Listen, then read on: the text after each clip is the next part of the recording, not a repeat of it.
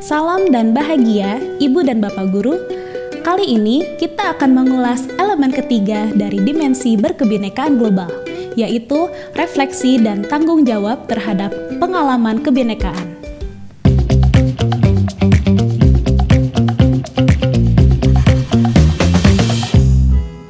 Wow, lihat!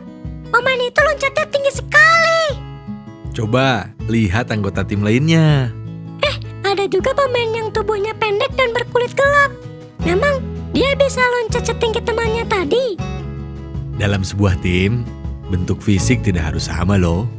Coba lihat anggota tim lainnya. Oh iya, gak semua sama ya ayah. Lihat, ada yang menggunakan hijab. Bukannya untuk menjadi tim yang kompak, semua harus serba sama ya ayah. Dalam sebuah tim, setiap orang mempunyai perannya masing-masing. Tiap peran membutuhkan keterampilan yang berbeda. Sehingga, bagaimanapun bentuk fisik tubuhnya, yang penting adalah kemampuanmu untuk bermain dan bekerja sama dengan orang lain. Wah, kebetulan minggu depan ada seleksi tim sepak bola di sekolah. Berarti kita tidak boleh membeda-bedakan ya ayah. Asal mempunyai keterampilan yang baik. Bukan begitu kan ayah? Ibu dan Bapak Guru, setelah belajar tentang mengenal dan menghargai budaya dan komunikasi dan interaksi antar budaya, kita melanjutkan ke elemen berikutnya, yaitu refleksi dari semua pengalaman tersebut. Refleksi tentang keberagaman atau kebinekaan itu penting. Kebinekaan tidak boleh menjadi hambatan dalam pergaulan. Dalam video pertandingan voli tadi misalnya, bentuk fisik serta latar belakang agama atau suku setiap anggota tim berbeda.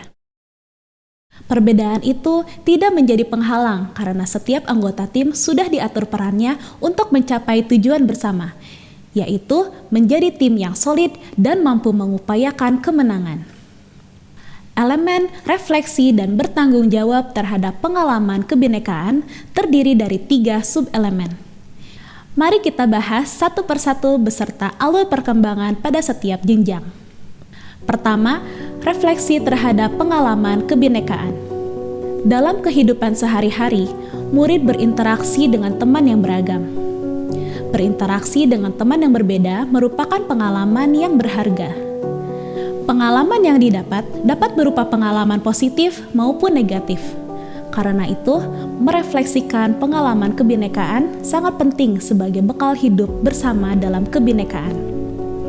Pada jenjang PAUD, murid diharapkan dapat menunjukkan kesadaran untuk menerima teman yang berbeda budaya dengan bermain bersama. Dengan bermain bersama, murid-murid dapat berbaur dan berinteraksi dengan temannya yang berbeda latar belakangnya. Pada jenjang SD, murid diharapkan dapat menyebutkan hal menarik yang telah dipelajari tentang orang lain, dari interaksinya dengan kemajemukan budaya di lingkungan sekolah dan rumah. Kita dapat meminta murid-murid untuk mengidentifikasi perbedaan di sekitarnya. Dari hasil identifikasi, mereka membuat kesimpulan mengenai perbedaan itu dan merefleksikan hal menarik yang dipelajarinya tentang keberagaman. Pada jenjang SMP, murid diharapkan dapat merefleksikan secara kritis gambaran berbagai kelompok budaya yang ditemui dan cara meresponnya. Kita dapat mengajak murid-murid untuk berpendapat mengenai isu keberagaman dari studi kasus yang sudah kita siapkan. Selain itu, kita juga meminta mereka untuk mengamati dinamika diskusi yang terjadi di kelas. Pancing murid-murid dengan pertanyaan pemantik untuk membantu mereka merefleksikan proses yang terjadi. Pada jenjang SMA, murid diharapkan dapat merefleksikan secara kritis dampak dari pengalaman hidup di lingkungan yang beragam terkait dengan perilaku, kepercayaan, serta tindakannya terhadap orang lain. Kita dapat mengajak murid-murid untuk merefleksikan pengalamannya yang paling berkesan saat bertemu dengan orang atau kelompok yang berbeda. Kita memandu proses refleksi dengan pertanyaan, apa makna yang kamu rasakan saat berada dalam sebuah keberagaman? Dari jawaban yang disampaikan murid-murid, kita dapat memberikan bimbingan bahwa dalam konteks kebinekaan, perbedaan yang dijumpai merupakan hal yang wajar. perbedaan atau keberagaman justru membawa warna tersendiri dalam kehidupan. Nah, melalui refleksi pengalaman kebinekaan, murid-murid dapat menghilangkan stereotip dan prasangka serta menyelaraskan perbedaan budaya. Inilah dua subelemen selanjutnya. Dua subelemen ini berkaitan dengan kemampuan murid untuk bernalar kritis. Dengan bernalar kritis, murid mampu berpikir secara adil dan terbuka, sehingga dapat membuat keputusan yang tepat dengan mempertimbangkan data dan fakta. Selain itu, nantinya murid tidak terjebak pada stereotip dan prasangka, serta dapat menyelaraskan perbedaan yang ada. Lalu, bagaimana alur perkembangan subelemen menghilangkan stereotip dan prasangka pada setiap jenjang? Pada jenjang PAUD, murid diharapkan dapat mengenali orang-orang di sekitarnya berdasarkan ciri-ciri atau atribut tertentu.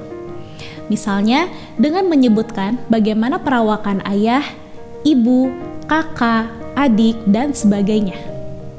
Walaupun setiap orang berbeda, semua saling menyayangi dan hidup rukun bersama. Pada jenjang SD, murid diharapkan dapat mengenali perbedaan setiap orang atau kelompok dan menganggapnya sebagai kewajaran. Dengan mengenali perbedaan, murid dapat terhindar dari stereotip dan prasangka yang dimilikinya tentang orang atau kelompok di sekitarnya. Pada jenjang SMP, murid diharapkan dapat mengkonfirmasi, mengklarifikasi, dan menunjukkan sikap menolak stereotip serta prasangka tentang gambaran identitas kelompok dan suku bangsa.